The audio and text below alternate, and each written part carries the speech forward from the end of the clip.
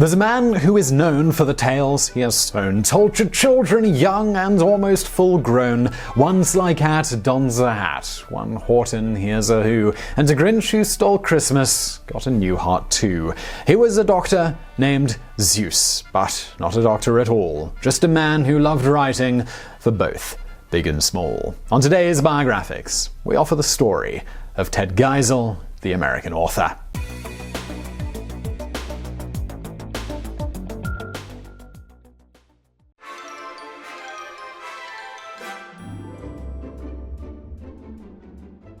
Theodor Seuss Geisel was born in 1904 to German immigrants. His father owned a very successful brewery in Springfield, Massachusetts. As a child, his favorite pastime was to go to the zoo with his family every single Sunday. He was so good at drawing animals that his father bought him a sketchbook that he added to every weekend, and his mum allowed him to paint on the walls of his bedroom. His animals always looked like caricatures, and from a young age, his parents could tell that he had a very whimsical imagination. After Prohibition in the 1920s, his father could no longer run the brewery and actually chose to become the head of the Springfield Zoo instead. Ted Geisel could now go to the zoo and sketch the animals as often as he wanted, and he continued to do this for the rest of his life. Growing up during World War I, many children in school would make fun of Geisel, calling their family drunken Germans. This stereotype only intensified during Prohibition, since their family's livelihood came from making beer. This isolated him from his peers a lot, and he spent a lot of time alone, and he was largely an introvert. With the close friends he did have, he would use his good sense of humor to cope with the bad times. He was accepted to Dartmouth College, and he started drawing short comics for their humor magazine. In his senior year, Geisel became the editor, and this was the beginning of a lifelong literary career. One night, the dean caught Geisel drinking an illegal bottle of bootleg gin and having a party in his dorm, so he was removed from his position as editor. He decided to secretly continue contributing to the magazine and went by the pen name Dr Seuss. Seuss was his mother's maiden name, and when he was born, his parents made it his middle name. In German, it's actually pronounced Seuss, which I'm sure some commenter has commented in below before getting to this point in the video, but everyone always got it wrong when reading it with an American accent, so he just decided to let people call him Seuss. Even though he did not have a doctoral degree, he decided to go by Doctor instead of Mr. because his father had always hoped that his love of animals would have taken him to be a vet, but instead he chose to be an artist and a writer instead. After graduating from Dartmouth, he moved to England to attend graduate school at the University of Oxford. He planned to become a professor, but ended up leaving after just one semester to move to New York City. He was writing funny ads and illustrating them with characters, and he was able to publish his first cartoon in the Saturday Evening Post in 1927. In the beginning, Ted Geisel fully intended to write jokes for adults, but his ad contract forbid him from publishing any comics in the funny papers because his clients felt that it would be in direct competition. However, the contract never mentions children's books, which is why he decided to get started in that genre. He wrote his first children's book, And to Think I Saw It on Mulberry Street, but every publisher rejected him. The story is about a young boy who uses his imagination to elaborate over-the-top details about where he lives, which is something that Geisel always did as a child. Publishers saw this as encouraging children to lie, and they thought it would set a bad example. At the time, children's books were only meant to teach kids moral lessons about manners and obeying their parents. They were not exactly enjoyable to read, and there were very strict rules about what could not or could be in them. Geisel continued to draw ads in New York, but he eventually ran into one of his old friends from Dartmouth who just so happened to have gotten a job at Vanguard Press. His friend helped get Mulberry Street published. The book only saw modest success, but it was still enough to get his foot in the door of the industry. The Dr Seuss books continued to feature stories where children were getting into some kind of trouble. His stories, they were fun, and much more than just a thinly veiled lecture. Now, he did have to adjust and write to the market though, and in 1940 Dr Seuss switched over to Random House and he published a book called Horton Hatches the Egg, which gives a moral lesson for children about loyalty and keeping promises. This book became far more successful than any of his previous titles, but on the brink of America's involvement in World War II, Geisel was about to take a very long break from writing children's stories.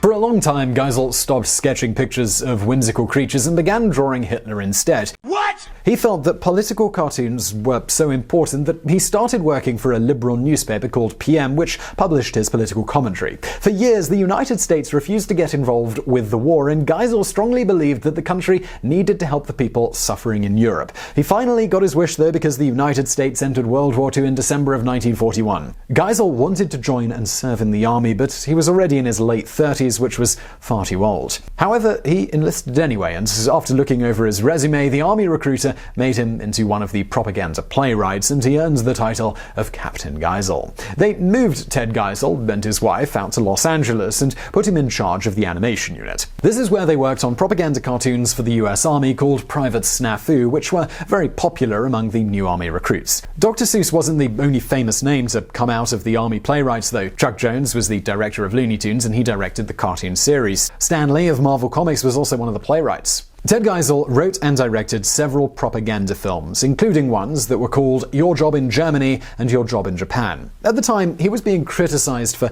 being too sympathetic towards the enemy countries, but after the war was over in 1945, these movies were edited into a feature-length documentary called Designed for Death, which eventually won an Academy Award. In 1947, he took advantage of this public recognition by publishing another children's book called McElligot's Pool, which was his first book in 7 years. In 1950, Geisel wrote an animated short story called Gerald McBoing Boing, and it won the Academy Award for Best Animated Film. After winning these 2 Oscars, he did what most people do in Hollywood, which was write a full-length screenplay called The 5,000 Fingers of Dr. T in 1953. The movie is a live-action musical about a young boy whose piano teacher is an evil villain bent on kidnapping children and forcing them to play his giant piano forever. In the first draft of the movie, the entire story played out very much like his books. He also wrote songs that made the movie fast-paced and exciting. But everything went downhill when the Hollywood executives pushed back, saying that the movie needed an adult love interest and jokes written for the benefit of parents. Therefore, they cut half of his songs and hired a second screenwriter. The revisions ruined the story, and it flopped in the box office. If you watch the movie, it's easy to spot the very funny and crazy moments written by Dr. Seuss mixed with the traditional Hollywood drama that made the movie drag on forever. Today, 5,000 Fingers has become a cult classic because it's so terrible that it's actually kinda good. Ted Geisel said that it was the biggest failure of his career and that he would never trust executives to make another movie again.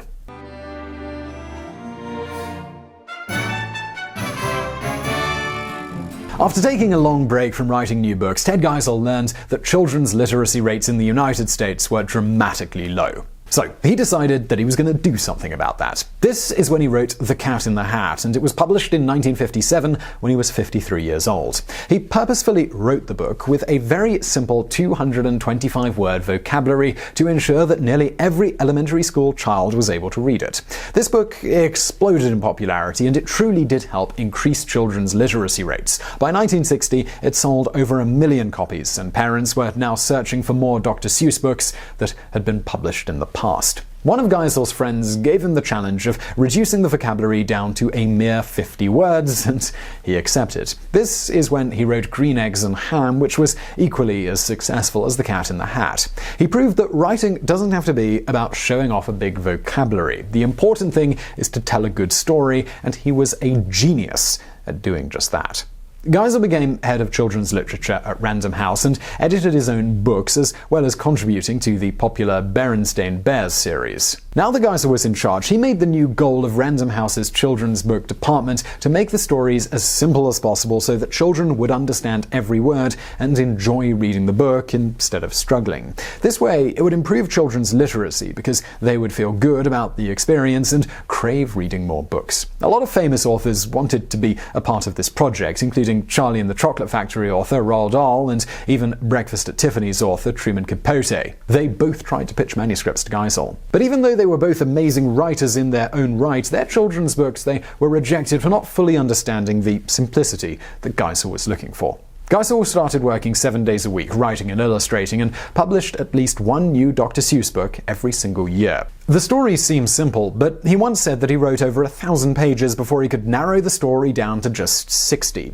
Over the course of his lifetime, he authored and co-authored 66 books.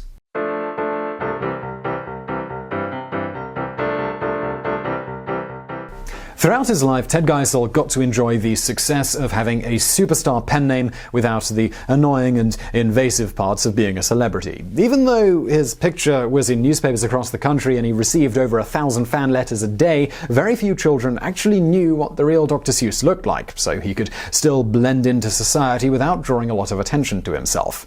At cocktail parties in New York and Los Angeles, Ted was worried that people would expect a lot of him, so he would tell elaborate stories but only speak to one or two people before retreating into another room to read, smoke, or have a quiet conversation. Even though he was quiet, he was always playing jokes. Whenever an adult asked for his autograph, he would write a long and elaborate fake name in the book and hand it back to them. He was an introvert, so socializing wore him out in general, and he was always afraid that his true self, Ted Geisel, was an incredibly boring person compared to the whimsical persona of Dr. Seuss. On the contrary, friends said that they believed that the select few people he chose to speak to were incredibly lucky, and everyone thought he was very interesting. He just didn't believe in himself. You would think that for a man who wrote children's books, he would have loved being around kids, but the truth is that he often felt uncomfortable around children and said that they're just like socializing with adults. Some are great, while others can be real jerks, and he could only handle it for short periods of time. But he had to learn to cope, especially when stories like The Cat in the Hat became popular and his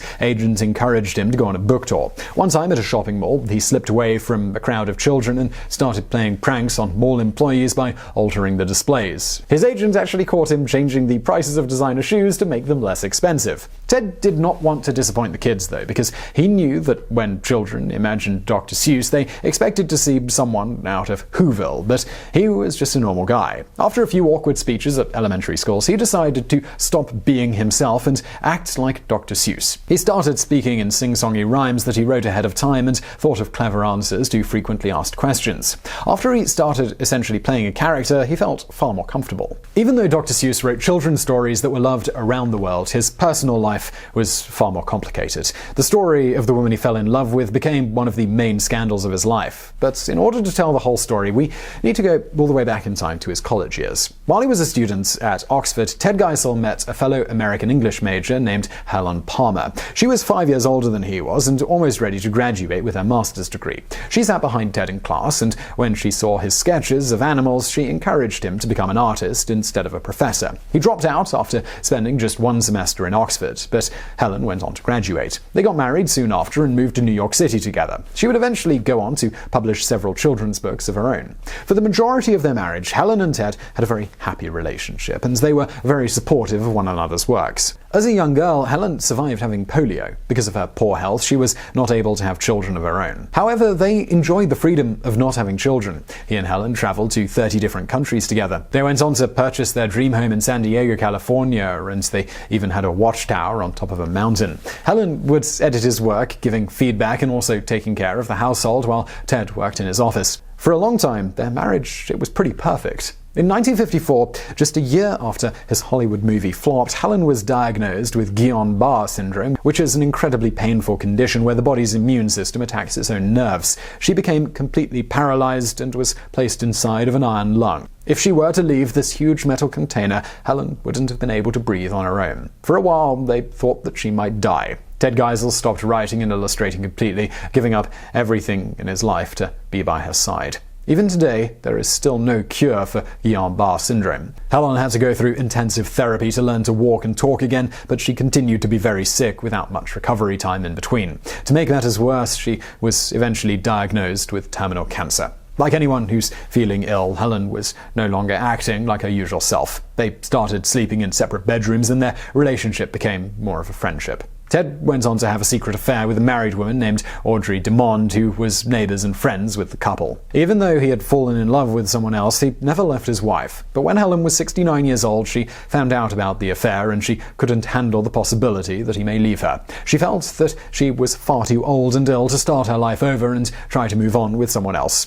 In 1967, she killed herself, leaving a suicide note that was just as lyrical as their children's books. Helen died of a drug overdose, and Ted was completely beside himself with guilt and grief. He blamed himself for her death and said, "I didn't know whether to kill myself, burn the house down, or just go away and get lost. Audrey Stone Dimond divorced her husband, and they got married that following year. Audrey was 18 years younger than Geisel, and she had 2 daughters who were 9 and 14 at that time. She sent them to boarding school because she knew that they were unhappy about the divorce. The entire community judged Audrey and Ted harshly, and they were shunned by many of their friends and neighbors because they blamed them for Helen's death. Audrey and Ted, they stayed together until his death, and he credited her with helping him find his love for writing again and having a chance at a second life. For the first time, he got to experience being a stepfather and a grandfather. He wrote, "Sometimes when I see my granddaughters make small discoveries of their own, I wish I were a child."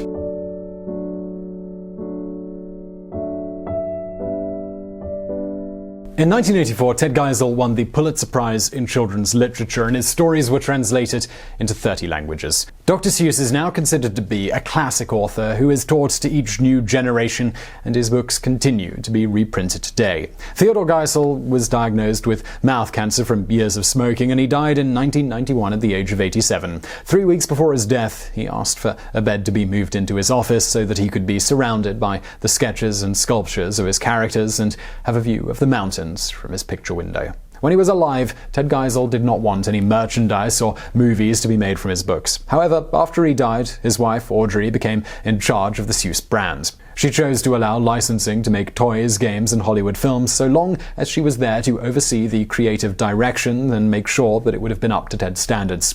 Some people have criticized her, saying that it's exploitation, but she believes that in today's ever-changing world of children's media, the Dr. Seuss stories may have not lasted as long as they have if they didn't get a modern makeover. Audrey, she was right, and her decisions have helped keep his legacy alive. He appeared on the 2018 Forbes list of richest dead celebrities. His book sold 4.8 million copies and earned $16 million in 2017 alone. His estate is currently worth around $75 million.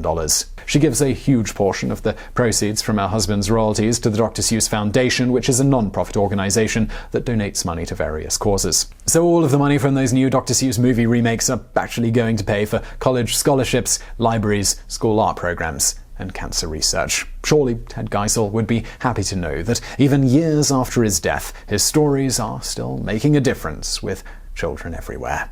So I really hope you found that video interesting. If you did, please do give us a thumbs up below and don't forget to subscribe. Also, I've got another channel. It's called Top 10s. We've got top 10 lists. We look at all sorts of different fun facts and things like that. It's a daily show, so you can go check that out and subscribe if you want to. You'll find a link on the screen now as well as below.